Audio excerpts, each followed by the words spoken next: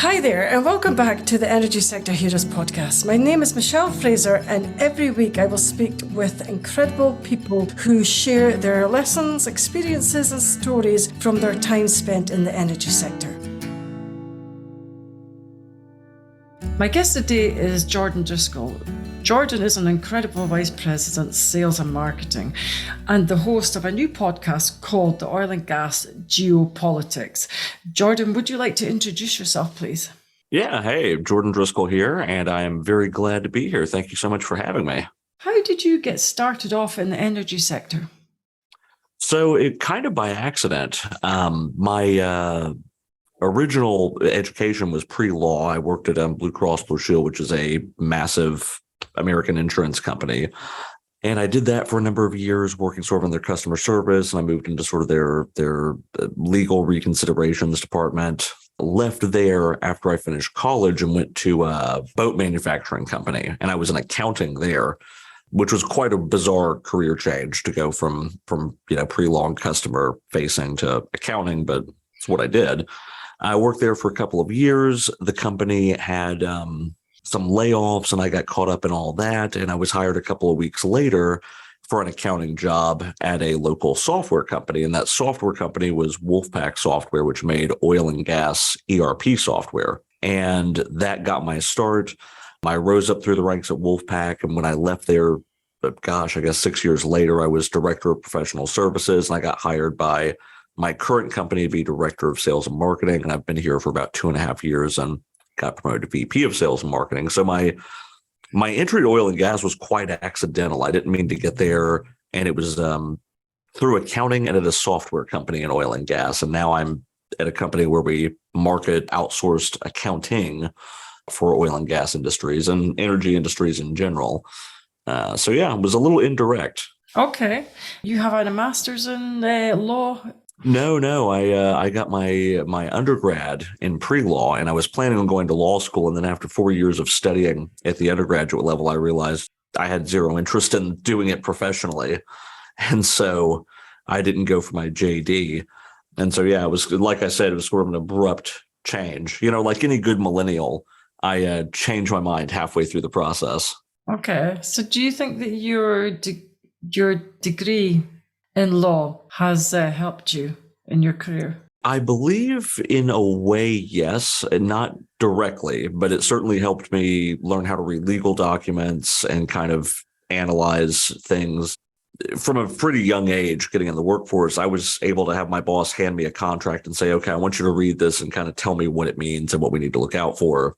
Or, hey, our lawyers, the actual lawyers, because I'm not one, they sent back these notes on this thing. Tell me what this means in simpler terms, or break it down for me, or what do we need to ask the lawyers, that kind of thing. So I did kind of a little bit of middleman work for my boss, the CFO at Tyga, and that helped quite a lot. And also it's helped as I've moved up my career where I'm dealing with managing those kind of contracts with our clients, where I can look at it much more comfortably than some people do. It doesn't bother me to go through in fact, just yesterday, I got done with about a 25-page contract with one of our vendors that our board sent me to review. And I'm just going, okay, yeah, I'm going to grab a cup of coffee and whip through this thing.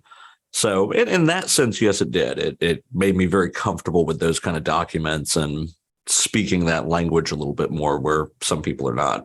Okay, so that's probably a really good skill to have then. It is. It was an accidental one. No one thinks about that when they get into business, but yeah, it's been handy. Okay, thank you. Who was your role model and why did you find them inspirational? So probably the best role model that I had in my career, there are probably a few people. I would say probably the most influential one was Bill Hobbs at Wolfpack. He was the chief operating officer. And, I read somewhere someone said this. It's not original to me, I'm pretty sure, that, you get successful by one of three things, by a combination of three things, right? You get successful by hard work, which everyone always says, but that's only a part of it. You get successful by knowing somebody that helps you when you need it, and then dumb luck. And Bill Hobbs was that guy that kind of found me. I would happen to be in the right place at the right time. Bill Hobbs was at the company, and he, for whatever reason, felt like I was way underutilized and he gave me a shot at a manager's position, I guess several months, a year after he got there. And from there, I just kind of skyrocketed. I just did a reasonably good enough job to get promoted several times. And Bill was kind of just this amazing, probably the best boss I've ever had. Really, he was firm. The man was like a strict Scottish rector, just very. He would make sure you were staying in line, but he was also very compassionate. If you were having a problem with something, he wanted to find a solution to help you or show you how to fix the problem yourself. And, he just always had your back. He was never going to leave you out to dry or blame you for something. He held you accountable for the things you were responsible for. But if you were not responsible for it, he wouldn't let you take responsibility. He wouldn't throw you under the bus. He'd get in front of that bullet if there was one. And he would always make sure he was the one bringing the heat down. He would never let people above him get to his people. So to me, that was just such an incredible. There's certain people I worked with in the military that led like that, and Bill was a veteran, so maybe that's where he gets it. But he taught me a ton about management, about leadership, and he also just helped make my career. He gave me a chance at a critical stage that propelled me to go on and be further successful. So huge amount of affection and respect for the man. I still talk to him frequently. I went to his house last month, or it was 2 months ago, and had dinner with him and his family. We're still very close, and I still think of him as a mentor. I still feel like there's more I have to learn from him. Another person that's been an influence is a contemporary of mine, Kyle Brooks, who's also there. He's now their chief revenue officer. Just got promoted last month, actually, and he's my age, a couple of years younger than me, but super sharp, super just go get him, aggressive. So he's always somebody that I just kind of look at and kind of think, okay, what and he and I have sort of a more two-way relationship, because he and I will have conversations probably weekly, sort of going over our respective, because we do effectively the same job at two different companies. I mean, we worked together when I was at Wolfpack, and now we both run our respective sales organizations.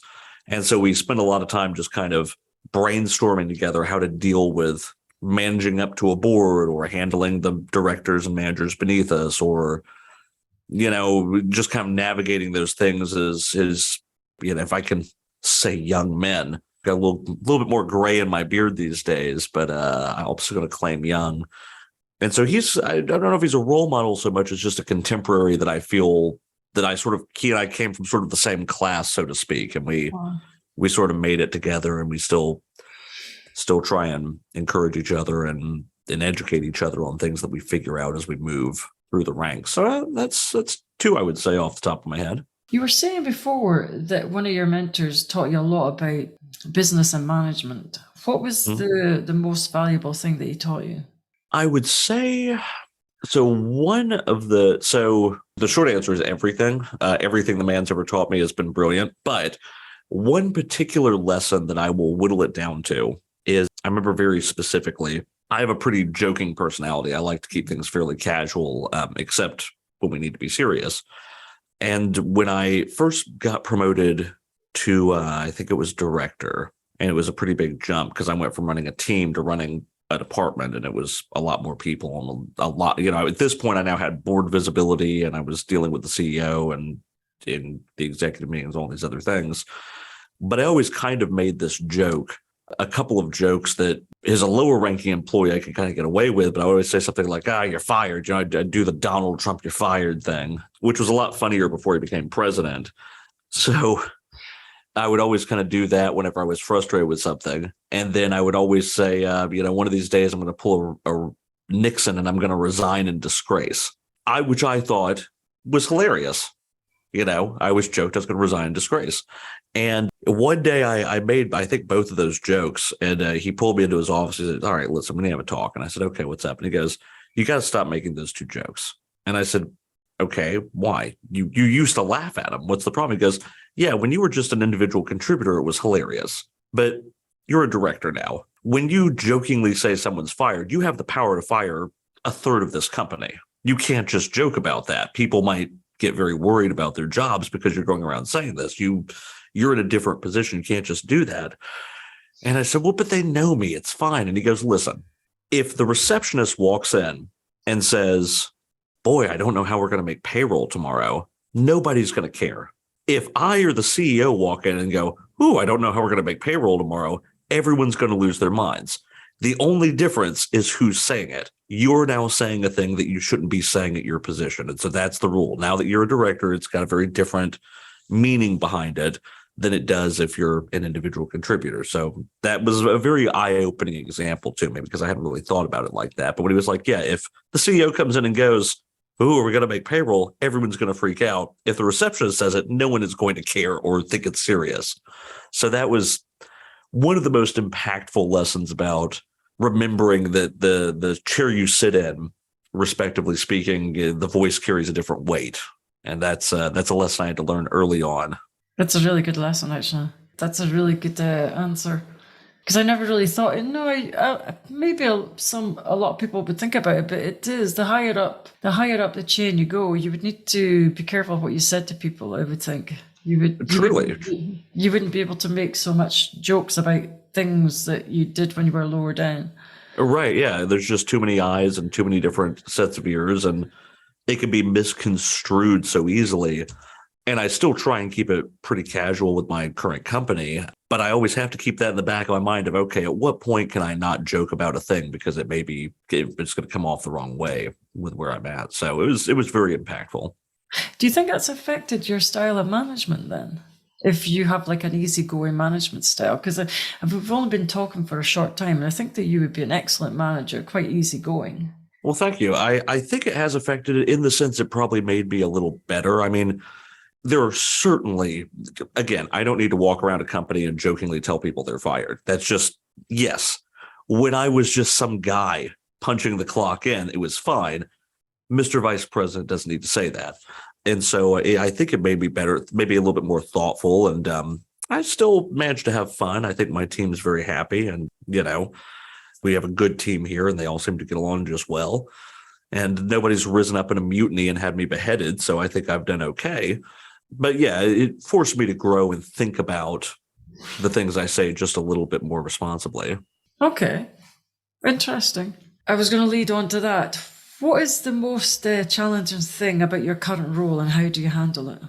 I would say the most challenging thing is, I'm going to answer this as delicately as I can, but honestly, when you get to a certain point, you have almost unlimited power in one sense. I can do so many things, but there are certain things that I have to go to my board for approval. And when you're interfacing with a board, you are interfacing with folks that are incredibly smart, incredibly knowledgeable about a great many things that may not necessarily be what it is you actually do, right? Or may not be very specific to your company. It's sort of bigger, broader kinds of things. And so learning how to communicate what you need and why it's important and why we need to allocate resources to this thing is sometimes challenging when you're dealing with folks who are very removed from your business in the details. And that's probably the biggest challenge that I face in any given time is, whenever I've got some sort of a big need and we have to, try and make a new initiative or reallocate resources for a thing that's important. I'm going, okay, listen, this is why it's important. I get it. And to me, it's very obvious because yes, obviously we need to go do this marketing campaign or we need to rebuild the website or we need to do this thing or, whatever the case may be. But communicating that sometimes to a board that has to sign off on bigger stuff, it's hard to kind of convey that sometimes in a way that folks that don't have any kind of a sales and marketing or an operational background, my board is primarily comprised of finance guys. And so sales and marketing and marketing especially can be sometimes a little ethereal, a little chimerical for those folks to grasp when you're trying to say, well, here's the vision and what that leads to and what that will result in. But I can't give you a concrete 100% guaranteed ROI on how this is going to pan out. Maybe if you've got a giant company like Apple, you've got enough data to make more accurate projections. But for a relatively small company like ours, there's no guarantees in life, right? No. So communicating that up and trying to sort of get the board to see those kind of things can be challenging sometimes. And it's forced me to kind of think about how I present data and, having to really sit down and think about, okay, what does my board care about? What are the things they care about? What are the things they want to see because what I think is important in this project is not what they're going to think is important. So I have to kind of meet them where they're at because they're the board. They're who I'm answerable to, and it's their company that I'm trying to advocate for here. So I always have to be mindful of that and try and adjust the way that I communicate and how I present things to them to meet them where they're at, because that's my responsibility, is to meet them where they're at. It's not their job to come to me. So this position is a little, it forces you to stretch that muscle and grow it a bit. Yeah, I understand. I was going to follow up with, do you think that your style of communication between different seniority of people, like for the shareholders and the board members, compared to filtering down to your team, do you think your style of communication has to be different? I think so, oftentimes, to a point. I mean, I'm still a loudmouth malcontent, so there's that. I say jokingly. But the way you transact information between different levels, I think by necessity has to change. For instance, when I'm talking to the board, I know that what they care about are spreadsheets and graphs and, hard numbers, because they're all finance guys and that's just what they want to see. They're not into the sort of more ethereal concepts behind it. They don't get it and they're not going to get it. And you're not really talking about that aspect of it. When I'm communicating with kind of my other top level executives in my company, it's very different because we tend to communicate more openly. We tend to go into the weeds, I should say, not openly. There's just details the board doesn't care about that they don't want to know about, whereas me and the sort of other top level managers have to kind of go into those details with more nuance, because we're the ones that have to go and make whatever this decision is happen in the real world. And so we tend to have much more detailed conversations. And also we tend to probably have what I would define as very spirited conversations sometimes. Okay. I think that's the nice way of putting it. Sometimes it can get a little feisty depending upon what initiative is taking us what direction. But, when you're dealing with somebody that is your peer, the VP of ops, the VP of finance, and all that, they're my equals. And so we have very blunt conversations. Well, I think this is stupid, or I don't like this, or we're going to do this. And we agree with each other. We just say, oh yeah, this is something we need to bring up to the board because we all think this is a bad idea. We need to do something different. So that level of communication is very transparent, which can be very spirited, shall we say, or very congenial, but it's always fairly productive. When I'm dealing with the folks directly beneath me, my head of sales, my head of marketing, I tend to be a pretty transparent operator with them as much as I can. There are obviously certain things, like if we're doing an acquisition, they can't know about it until we hit a certain stage, or there's certain things that I just can't discuss with them. But I'm generally speaking very, very transparent. What I found is if they know that I'm not holding anything back and I'm not trying to play any games, they're very willing to just get on board and say, okay, even if I think a thing is stupid, I go, listen, guys, here's the deal. This is stupid, but this is what we have to do for these reasons. So we just got to get it done. We got to make it happen. We all know it's dumb. We just got to go do it. They'll all just kind of go, okay. If I don't go in there and try and BS them and tell them, oh, hurrah, hurrah, this is a really brilliant thing to do, and try and sell them, I just go, listen, I'm going to tell you flat out, this is dumb, but this is what's being asked of us, so we have to go do this thing. They get on board and they go, okay, we'll give it 100%. And they do that. I've found where I'm at, sort of the teams underneath them, I don't interact with the individual contributors as much, obviously, but I like to think, and the spirit I try and convey to my directors is that I very much want them to have, in so much as they're comfortable with, a similar rapport with their folks. I want everyone to feel like we can come in, joke around a little bit, but also work hard and feel like a team. I really want that kind of in the trenches military camaraderie in my organization. So I try and purvey that as much as I can. But yeah, there's definitely, obviously if I have a junior marketing associate come in and go, hey, let's talk about the financials of the company. Well, listen, kid, we're not going to go into big detail about that. I'll give you the broad strokes, but it's, depending on where you're at and who you're talking to, you've got to change to some extent, the level of information you're sharing, but also I do try and be very, very transparent with my people. I've found that works for me quite well. Okay. Excellent. I was just thinking as well, you were saying before that part of your success is, hard work, but you're saying that you would also have to have a bit of luck. Do you really believe that? How do you, and can you create your own luck? I think so. Yes, I do believe that. I think so. I will give my anecdotal example. For me, I feel like I always worked hard in my career at whatever I was doing. Sometimes I was quite good at it. Sometimes I was mediocre, but I always tried to work hard. When I was working in the accounting support group at Wolfpack, I was not the best accountant on the team. I was not the worst, but I was certainly not the best. There's a half dozen people I could point to that I think were way smarter and better and faster at me at all the things. But there were also a half dozen people worse than me, I think. So, I was mediocre, I think.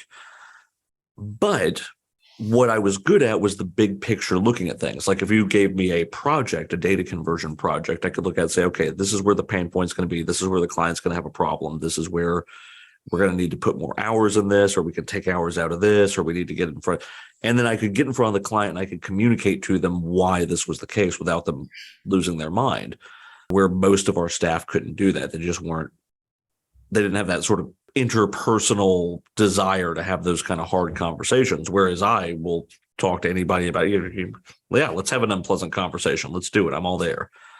And so what kind of the story of how I got my big promotion that sort of started my career in an upward trajectory was I had started mentoring with Bill. He had me moved into the data conversion team. I had done fine at it, but I didn't consider myself brilliant. There were people way better than me.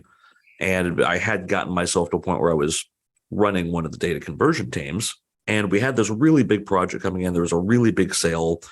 And we had a massive meeting with the CEO and my boss, who was the director of professional services, and the COO, and all these folks in there, and the head of sales and what have you. And we have this big meeting, and the CEO is like, listen, we have to close this deal. We have to get this data conversion sold. And how can we get it done for $20,000? And I said, they asked everybody in the room, and my boss goes, oh, well, I think we probably could, and all this. And they ask everybody else. And I'm going, I don't know why I'm in here. I'm the lowest ranking person. I'm wildly unimportant. I don't know why Bill, the COO, had asked me to be in this meeting. This is all a bunch of bigwigs. I'm a nobody. And so then Bill goes, Jordon, what do you think? And Bill knows I'm probably more honest than I should be. And I said, no, there's no way. Absolutely not going to happen. Not going to happen for 20 grand. No way. It's going to be 3 times that much. It's going to take twice as long as what everybody's saying. It's going to be an absolute disaster. And the CEO was just like, well, your boss just said it could happen. I was like, okay, well, I respectfully disagree. I think he's wrong about that. And I think it's going to be a debacle. And everybody in the room was like, oh, no. I think we can make it happen. It's like, all right, man, listen, I'm a nobody. Who cares? Like, do whatever you want to do. I just don't think it's going to work. Here's the problems I think it's going to have. And so I said, okay, we're going to do it. I said, okay. So we leave, and a couple months go by, and the project gets brought on, and it gets given to a different team. Doesn't come to me. Fast forward a couple of months, they're behind schedule, they're over budget. It's turned to this huge thing. The client's infuriated, everybody's stressed out. And I get a call from the COO, and he says, hey, I want you to meet me in the CEO's office here in a minute. I said, okay, I guess this is my resignation and disgrace, right? I'm not even working this project, but I'm sure it's on me. So I get brought in there, and the CEO goes, why is it that you're the only person who was in this room that told me no on this? And told me all the problems it was going to have and exactly how it was going to pay out, and it actually went that way. Why is it you're the only one that raised your voice and said that? And I said, well, I frankly just don't care. Like, not that I don't care, but you ask me a question, I'm going to give you the answer, whether you like it or not. You're going to do whatever you do, and that's fine. You're the CEO. But I had no skin in this game. It's not my company. I'm not, you just asked my opinion. I gave it to you. And he goes, well, this is a huge loss leader for us. It's a massive problem, and nobody else was willing to say no except for you. And now we're in this massive problem that we're having to bail this department out on. And I said, yeah, that sucks. Sorry for you. And he goes, well, you're going to be starting Monday. You're going to be the new director of professional services. And I was like, well, I'm a nobody, man. You don't want that. He goes, no, I need somebody who will come in here and tell me no if I'm wrong about something, and actually knows what's going on and can predict these things and can have an idea of how this is going to work out. And clearly you're the only person here that'll do that in that department. So the job's now yours. You'll be coming in Monday as director. Okay, cool. Let's talk about pay first. And it was fine. It worked out. But the long route that whole story is I happened to be lucky enough to be in a position where my particular skill set, I knew enough about this work to know where the pain points were going to be and to know what the disaster was going to be. And I was lucky enough to know the guy, Bill, who knew me well enough to know that if asked a pointed question, I'm going to give a very candid and honest answer. And he decided, I'm going to invite him to this meeting because I feel like we're not getting told the full story and nobody wants to say no to us. And someone needs to be in that room to say no. And I know Jordon will do that. And he didn't give me any kind of a heads up. He just told me to be in this meeting. After the fact, he's like, yeah, I invited you because I figured if there was any BS, you were going to be the one to call it out. And there was. And that impressed the CEO and then prompted my career to take off. And so to an extent, you can make your own luck, but also sometimes it's just you happen to be in the right place at the right time and you get given an opportunity that you then have to make the decision. I could have just followed my boss's lead and said, oh, yeah, it'll be fine. Yeah, it's great. But I didn't. I guess maybe that's me seizing that opportunity to I don't know, do the right thing or be forthright or whatever you want to call it. But in that moment, I knew I was correct. And I knew everyone else was wrong. And so I just said that, and that happened to be the right call. Was that me making my luck? Was that me taking the opportunity? The future generations can decide. I think it's incredibly brave, to be honest. So, well, so it also could be very stupid depending upon whether or not you're right or wrong. No, I think it's incredibly brave. Not a lot of people would do that. A lot of people would just, well, throughout my working career, I know that not a lot of people would stand up against their bosses. Only a few that I've met, I would think, they would do that. So I think it's an incredibly brave move. Well, I appreciate it. It's very kind. I feel like I had very little to lose at that point in my life, so it felt like an easy gamble to make. That's probably over-exaggerating, but it was, like I said, there have been some bosses who have not appreciated that level of candor, and then there are bosses like Bill and Brent, who was the CEO at the time, who really liked it. That's what they wanted, was somebody who was just going to say, no, you're wrong, and whatever. And don't get me wrong. I mean, I've had my share of missteps as well, but also, as they will tell you, nobody will change their mind on a course of action faster than me once I realize I've been correct. I've got no ego about that. Oh, this didn't work? That was my idea? That was a stupid idea. We're not going to do it anymore. Let's try something else. I mean, I have no problem with that. But again, that was something Bill did very nimbly. The man had no ego. If he didn't care if it was his idea or someone else's, as long as it was the best idea. And that's, I think, another really valuable lesson that I got from him. I think it is a valuable lesson, because if you're doing something, no matter what it is, whether it's an engineering or something totally different, if it's not working, you have to be able to realize that it's not working, and then change your plan direction to something, just change it to something new quite quickly so that you can continue moving forward and not hit a roadblock. So I think that is quite an important message. I think it is, because too often people get hung up on, well, this was my decision and it's turned out to be bad, so I just have to try and keep forcing it to make it work so that it doesn't look like I made the bad call. And I'm of the mindset that, I mean, first off, my philosophy on my job is, at this stage, my job is not to actually do much real work, quote unquote, whatever that is, right? I'm not coming in and building widgets. I'm not coming in and building a website or physically calling people and selling things. I don't do that anymore. My job is to make decisions by looking at data and to find talent and keep the talent and do all the managing sort of things. But what is also incumbent upon that is that, here's the thing. If I am better at doing any of the things that I manage than the people doing them, I've hired the wrong people, right? If I'm a better salesperson than my salespeople, I've hired the wrong people. If I'm better at graphic design than my graphic designer, I've hired the wrong person. Everyone on my team, everyone in my department, a fresh college grad, obviously doesn't count, but you know what I mean. Anybody who's halfway experienced should know how to do their job better than I do. My job is not to be a super expert on every discipline that I manage. My job is to understand how the whole symphony should fit together and to make sure everyone's kind of more or less playing to the tempo. That's what my role is, and not to pick up the oboe and take over the second chair. And I know I'm overstretching my musical metaphor here, but listen, when I'm overextending a metaphor, just let me roll with it. Yeah, I agree. You're only as good as your team. 100%. They're the ones that do all the magic. I mean, they should be better at me at anything that we do. And it's my job to just make sure all the sled dogs are running in the right direction. Exactly. So how does your current role compare to your aspirations as a young boy? Let's see, what did I think I was? I really had no plans or dreams as a child other than to get out of my house, which I did. I think I always wanted to be relatively successful, and I was fairly convinced I wouldn't because I came from a pretty impoverished background. So I'm quite surprised, and I still, to this day, find myself just sort of going, "That's quite weird. I've got money. That's odd. Huh? Well, how did I get here? Why is it? Yeah, well, I've got a nice house. I've got a nice car. I've got nice things." I think, how does it compare? I'm surprised.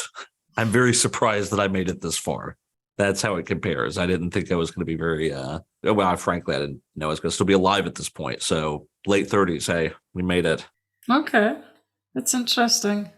So why did you not think that you would be so successful as you are? I was always, in my opinion, I was always a very mediocre student. I had no patience for school. I just didn't care. I cared about certain things, history, English, those kind of things, but actual hard stuff, math, science, very mediocre. I think I passed physics on a plea bargain. And so I was always a mediocre student. In college, I did quite well my first several years. And then the last couple of years, I just got incredibly bored with the whole endeavor and just sort of muddled through it with no enthusiasm. I thought it was stupid. And my thought process, you always hear, oh, you have to do well in school so you can do well in the real world, whatever that is. And I had kind of just assumed, because I had been so bored and disinterested in school, and I came from a background that was, like I said, we just didn't have a lot. So it's always a struggle to get resources to do anything. And I always felt like I should appreciate being in school more, but my God, it was just so boring, and I wasn't convinced they knew what they were talking about half the time, and for whatever, I mean, it was just it was a dumb kid, but I didn't find the material. Oftentimes it wasn't interesting, or I wasn't convinced. I'm very skeptical about things, and so I kind of thought after getting out of school I did fine but not outstanding, and I thought, well, this is kind of a template for what my future looks like. But school is nothing like the real world. It's nothing like, I mean, university's got nothing to do with anything once you actually get a job and start working. And once I got a job, I was, that was better. I was better at that. And then once I started getting to a position where my strength was big picture stuff. So once I started project managing and actually being responsible for identifying how a thing was likely to go and predicting the outcomes and telling my team, okay, here's where we're going to run into problems. Here's where it's going to be successful. Here's where it's not. Here's how we have to approach it. That's where I shined. And then from there, it just kind of did its thing. So yeah, the reality of it is I was just a mediocre student. I don't consider myself to be some sort of a academic genius or a genius in any other fashion. And so I just didn't think I was going to be all that successful. My background wasn't particularly, I was not, I was no nobility madam. I was not part of the peerage. And then my school performance was fine, but I didn't think it was going to be great. And so I didn't think that would lead to a successful career. So that's why I'm surprised that I've been successful. Excellent. That's a really inspirational story. Yeah, well, thank you. I'm very happy with how things have gone so far. Very surprised, but I'll take it. Okay, thank you. In your opinion, what makes an outstanding hire if you were going to hire someone? So I always look for, obviously, the technical skill set. That's kind of a given. But for me, culture is a big, big thing. And honesty, too. I want somebody, there's always that saying, and I can't remember who said it, but you'd rather have an honest idiot than a clever liar. That's sort of the same mentality I have, to a point, obviously. But I really like people that are going to fit in with the culture, because what I've found, at least in the teams that I've managed, most skills can be taught to people. Most people can learn any sort of a given type of skill, or if they have, I'll give you an example. My last marketing director was a guy I had worked with for a long, long time, and he went on to go do some charitable sort of work. He wanted to get out and do that.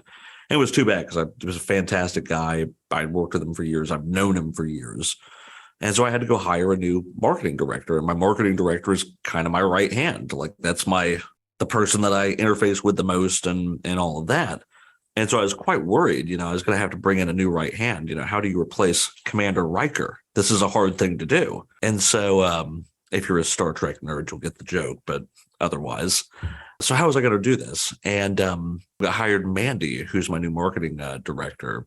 And she had all the technical competencies, right? She had all the skills. She had been a marketing director for another company for a number of years. And so she obviously was qualified on paper, and I could see her work and I could see it was very good and all of that. But the question was, okay, fine. The technical skills are one thing, but are you going to fit in with my management style? Are you going to fit in with the team that you're going to be managing? Are you going to be able to kind of be able to do things the way I want them done and interact the way that I want to interact? And we're all going to be comfortable with that.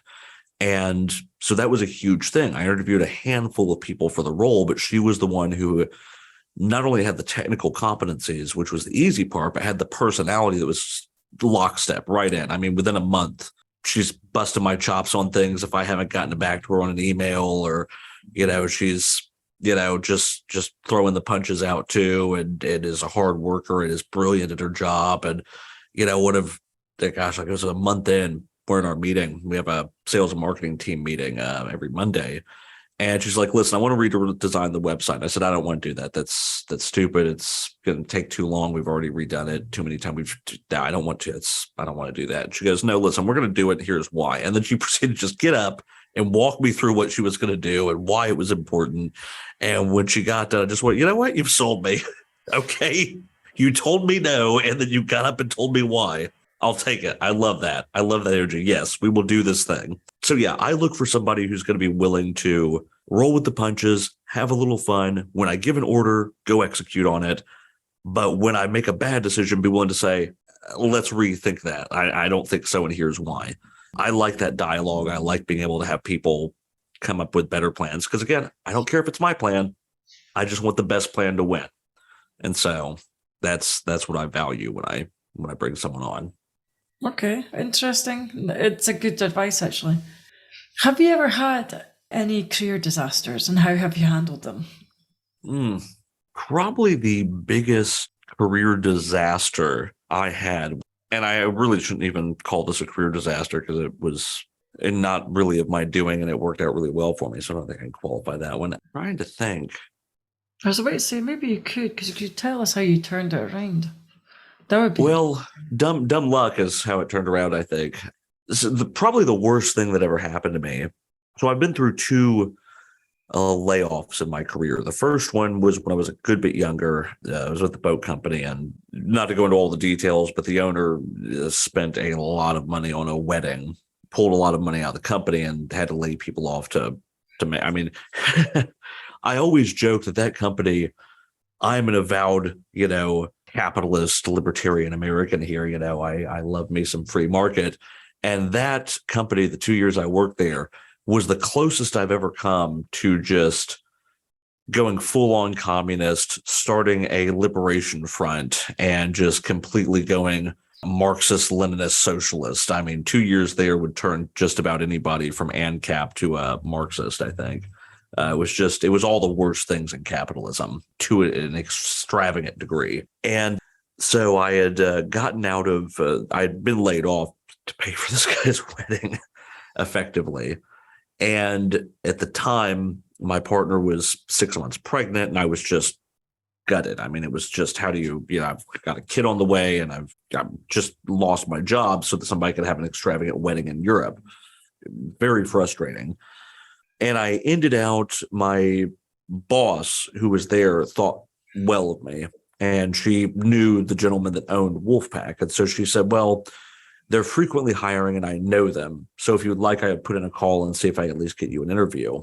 And I said, well, yes, I've got responsibilities on the way, and I need to have a job and be gainfully employed.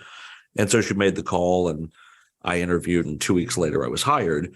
And so the story went just fine, but it was I remember very specifically the meeting we were in with the owner of this other company, and he was talking about the amount of money he wanted to pull out for his wedding. And me and my boss were sitting there, and we said, well, if you pull that kind of money out, we'd have to lay off half the company. And he goes, okay, we'll make it happen on Friday. Really?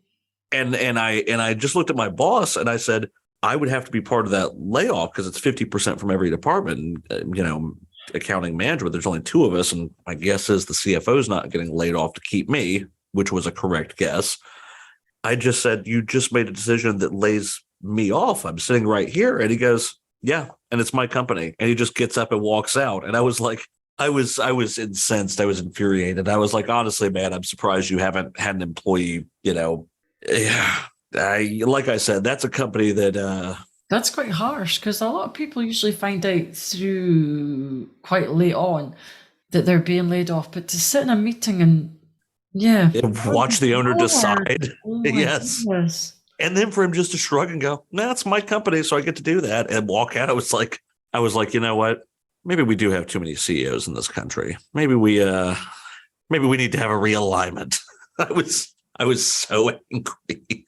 How could you not be? I mean, it was this guy did all sorts of crazy stuff. I'm honestly surprised I'm surprised he hasn't been brought up on some sort of criminal charges, frankly, but that's a whole other conversation I'm not going to get into. But, life went on and I got to a better place and, he's still doing his thing somewhere in the world, having extravagant weddings, I guess.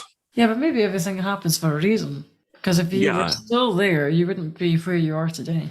No, if I were still there, I would have probably just lost my mind and expatted myself to Cuba or something. I mean, I would have gone a very different route. So I think I'm on the better timeline, I think. I think so too.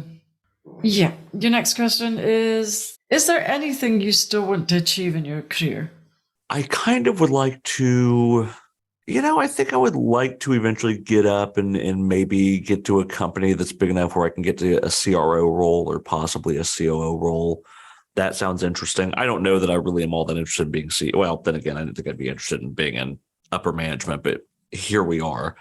But yeah, I think I still want to go a little bit further. Again, I'm in my late 30s, so I don't think I can quite call it a day yet, right? I think I still gotta show up for a few more weeks. So yeah, I think I would love to move up to a larger, maybe. I don't want to go too big. I don't want to go to a giant corporation because I think you lose that ability to have that sort of camaraderie that I specifically like.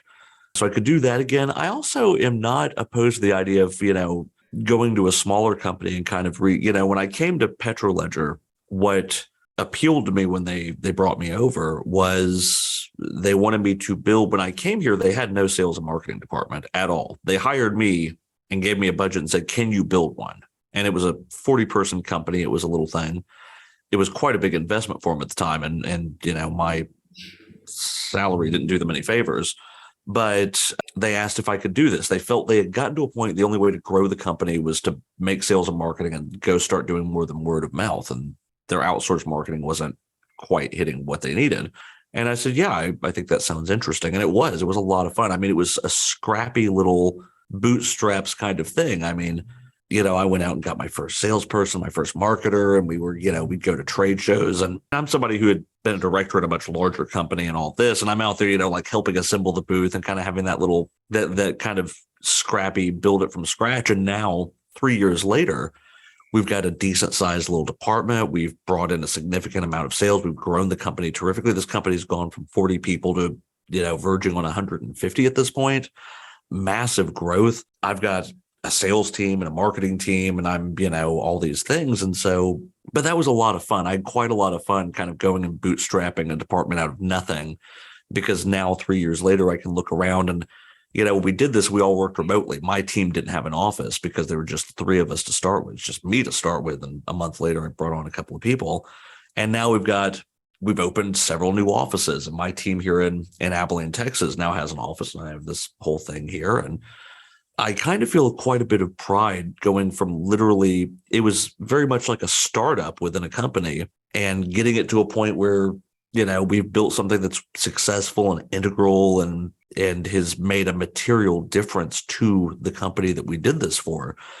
And so I could kind of see myself going and doing that again. I kind of quite enjoyed the sort of scrappy nature of it and the having a shoestring budget and figuring out how to make some magic happen with nothing. That's almost in some ways more appealing than even, certainly than going to a bigger company. I mean, that's, I don't know. Yeah, I don't know if that answers your question, but that's what I really enjoyed. And I could see myself doing that again at some point, is just going to a little company and saying, hey, let's make this thing grow and let's make some magic happen, because that was a lot of fun.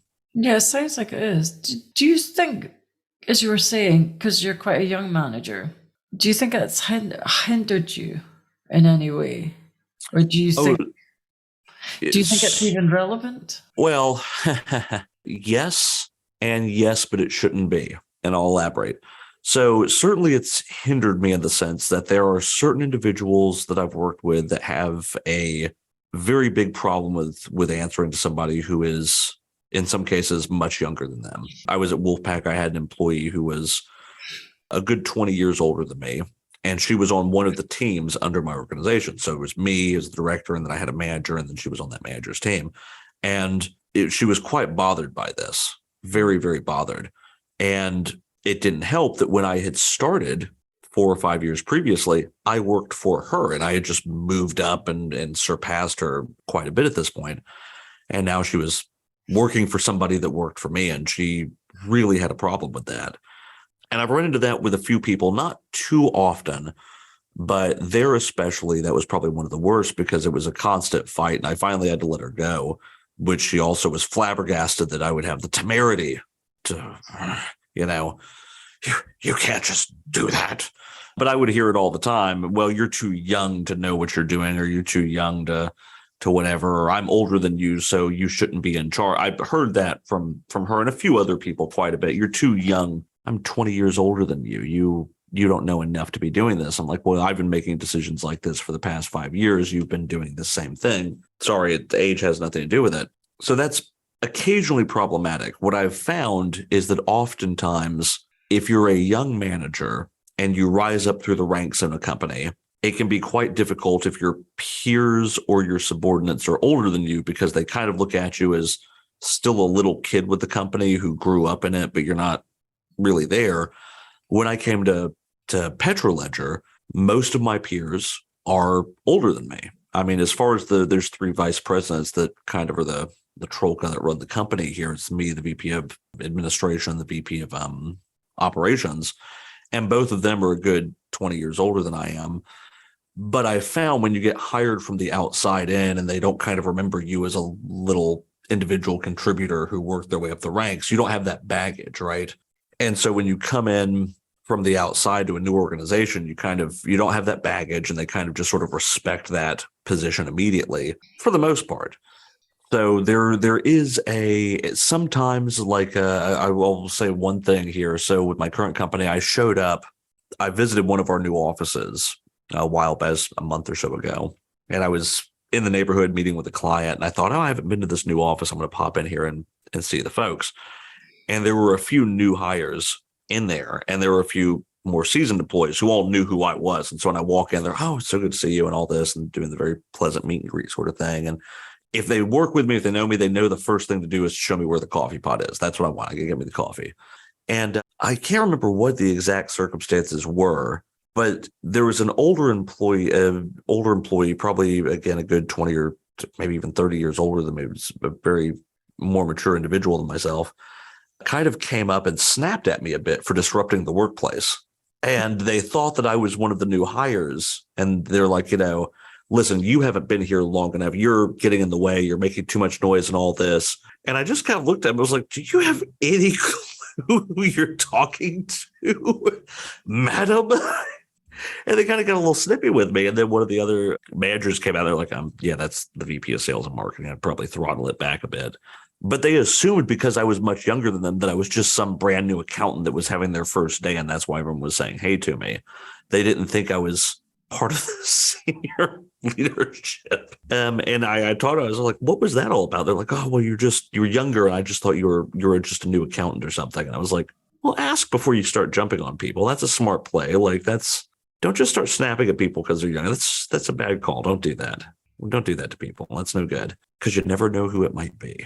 So yes, I think in the past, it has sometimes been a hindrance with certain people. And occasionally I'll run into a weird situation like that where you have something like that happen. It's a bit annoying, but if you're a young person who's moved up, you just have to learn how to roll with it and deal with it. And because it's going to be a thing, it is what it is. And, Be patient. You'll outlast them.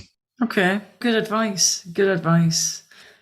What is your zone of genius? What are you most good at? Phew. I don't know that I can say I'm a genius at anything. I'm quite good at drinking scotch. I can put down some Glenlivet like a champion, I believe. I think if I had to say what I feel that I am quite good at and that I enjoy doing and seem to have done successfully is I think I am good at building teams. I think. I feel that I'm not the right person to answer this because my answer is probably biased, but historically, I got promoted to director at Wolfpack. We had to really revamp the whole professional services team. It grew terrifically and it became a hugely profitable segment of the company. But I kind of had to build this team up from being small to being quite large. And then when I came to PetroLedger, I had to build a sales and marketing team from scratch. And I really enjoy that challenge.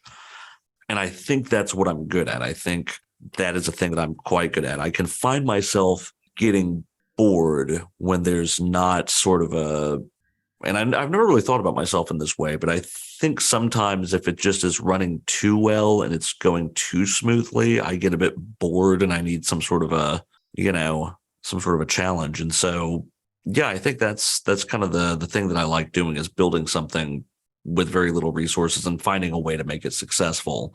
And then once it gets successful, I'm like, all right, I need to go do this again because we made this work. Now I want to go make something else work.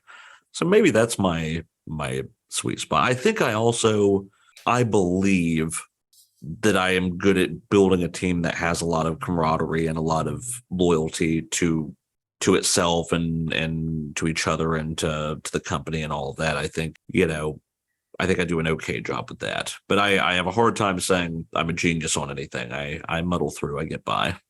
I think a lot of people do that, though. I think you're not alone in that. I think sometimes, I think I'm good at my job, but I would never say I was a genius. So I think. Oh yeah, there's way better people. It's funny. My current board, we had a conversation one time. This is a couple of years ago. They're talking about wanting to do something with operations, and they were like, "Well, is that something you'd be interested in doing?" And I said, "Well, I could do it. I think I'd be quite competent at it." But I said, "Really, if you want to do something now, go hire Bill Hobbs. He's the guy that trained me. He's the one you actually want. He's the one who knows all of the magic sauce. Okay, I'm the cheap imitation. You want the actual genius. That's the guy you want." And they were kind of like, "Shouldn't you be saying you're the guy we want?" I'm like, no, I'm fine. That's the premier grade. Okay, I'm the 12-year Glenlivet. That's the 21. Get the 21. Okay, just go straight to the top shelf. So yes, I think I'm fine. There's better than me. That's my take. No, that's really nice to say that, though. Not a lot of people would admit that. It's true. I still have tons to learn from Bill. The guy's phenomenal. Best boss I've ever had. Yeah, I've had one boss, a couple of bosses actually, maybe like that. But I always think that every day's a learning day. I don't think no matter whether you're 10 years in or 30 years in, I think you can still learn every day. You can learn something different. And you should absolutely. learn something different every day. So, who do you always delegate to? Primarily either to my head of sales or my head of marketing, depending on what the task is. And I let them kind of run it down to their team members from there. And I do that. I try to delegate specifically to them, mostly so they don't feel like I am managing or micromanaging their teams. I want them to have the opportunity to decide who does the work or how it gets done or run with it without me going to a specific employee and saying, I want you to do this thing. I don't do that very often. In fact, the first time I've had to do that in a while, I think my marketing director was on vacation and I had something come up that I needed done. So I just reached out to, I think, the first marketing associate down the hall from me. And I just said, you there, I need this to happen. Here's what I need done. Can you make it happen? But generally, I don't like to do that because I don't want to feel like, I want my managers to feel ownership for their teams. I want my directors to feel ownership for their team. And if whenever I need a thing done, just grabbing one of their people, do I have the power to do that? Sure. Do whatever I want. King Louis over here. But if I do that, I feel like I'm not giving them the opportunity to get to make that choice about who does what and how it gets done and all those things. And I think that's really important. You got to let your managers manage. And sometimes you have to see them about to make a mistake and then just let them make that mistake. That way you can have the conversation afterward and say, okay, I'm going to help you pick up the pieces, but do you see what you did wrong here? And do you see what you need to do differently next time? Now, if it's a huge problem, I'm going to step in and stop them. But most of the time I'm going to let them slip and fall a few times. I'll help them up, but I want them to kind of get that experience of, okay, I need to think about this differently. And if you go in and you just start delegating and bypassing your managers, you're not giving them the opportunity to learn and to have that ownership. So my philosophy on that. No, I have to ask you, do you think it's important to be able to allow your team members to slip up sometimes? 100%. There's no such thing as a zero defect organization. That's, you got to let them slip up, whether it's for learning purposes or just understanding the fact people occasionally are going to make a mistake. Now, are there consequences every mistake? Sure. Sometimes you're just embarrassed. Sometimes there's financial impacts. Sometimes there's impacts that are, much bigger. And, if for me, it's sort of a sliding scale. If you're just going to be a little embarrassed or, you're going to have to spend an hour after work fixing this thing that you screwed up, I might let you do that just to deal with it, and that way you think about it a little bit more carefully next time. I'm not going to let you make a mistake that gets somebody hurt. Not that this job, that's really a concern that often, but I'm not going to let you make a mistake that is going to cost the company real money or anything like that. But I think it's important to understand that, one, people are going to mess up. And as long as it's within a certain variance of what are the actual real world ramifications, that's okay. People can make the occasional mistake because they're going to, whether you like it or not. And then sometimes you can see it about to happen. And again, depending upon where it's at on the scale, you just let it happen so that you can have that teachable moment with them afterwards and say, okay, do you know how you got here? Do you know why this happened? Do you know what to do differently next time? That is interesting, actually. Good advice. Because a lot of people who make mistakes, they can become quite embarrassed and maybe worried and quite worry about it as well. Yeah, absolutely. I mean, a little embarrassment never killed anybody. It's not going to make you comfortable. But I mean, as you move up in any organization, at some point you're going to get embarrassed. There's things I've done that embarrass me sometimes, but you just have to be able to go, okay, well, that sucks, but we got to plow forward and just stiff upper lip and make this thing happen, regardless of how I feel. It's like any kind of rejection or embarrassment. You just have to be willing to face it and go, all right, well, that happened. Carry on. Okay. Excellent advice. So I've got a closing question. Please. If you could turn back time, would you change anything? Professionally, I don't know. That's a good question. That's a tricky one. I mean, I'm quite happy with where I've wound up, surprised by it. And I don't know. I almost think if I could turn back time, maybe I would have tried to be a little bit more diligent in school and be a little less bored with the process. Although it's not like having mediocre grades held me back in any way. I don't think that had any kind of anything. I think probably maybe the only thing I would probably change is I think earlier in my career, I probably could have done better to not be quite so mouthy and to not run off at the mouth as much as I did. I was a bit of a firecracker, a bit of a live wire. Some bosses really like that because they felt like they got a very honest answer and a very straightforward answer. But some people, at least in my experience, don't believe in the loyal opposition concept. They think if you disagree, then you're just disloyal and you're plotting against them, and it's a problem. And I had not quite figured out that distinction when I was younger, and I just said whatever was on my mind if I disagreed. And again, some bosses were not a big fan of that. They don't like being told they're wrong, or they think there's a better idea. And so I think maybe if I could turn back the clock, I might have tried to moderate that behavior a little bit. But at the same time, that very same behavior effectively gave me the opportunity that I've got to where I'm at today. So it's hard to say, really. I mean, it's very much one of those butterfly effect sort of things where you wonder, if we change that, then where are we at? Is Jordon Is Jordon homeless on the streets today in that timeline? I don't know.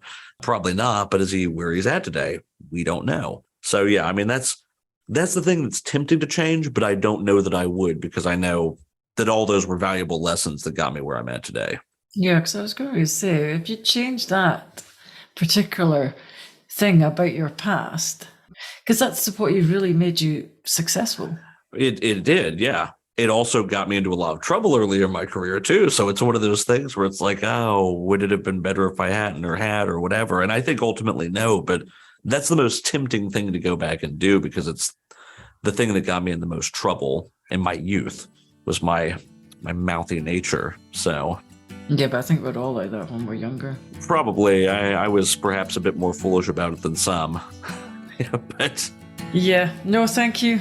Excellent advice. So that's all the questions I have today. I would like to thank Jordon for your time. Thank you so much for having me. That brings us to the end of another episode. Thank you for listening, and see you next week. That brings us to the end of another episode. Thanks for listening. If you enjoyed the show, I'd like to gently encourage you to leave a 5-star rating wherever you listen to podcasts, and share the show with another person. You can also follow me on LinkedIn or via my website, www.michellefraserconsultancy.com. Thanks again for listening, and see you next week.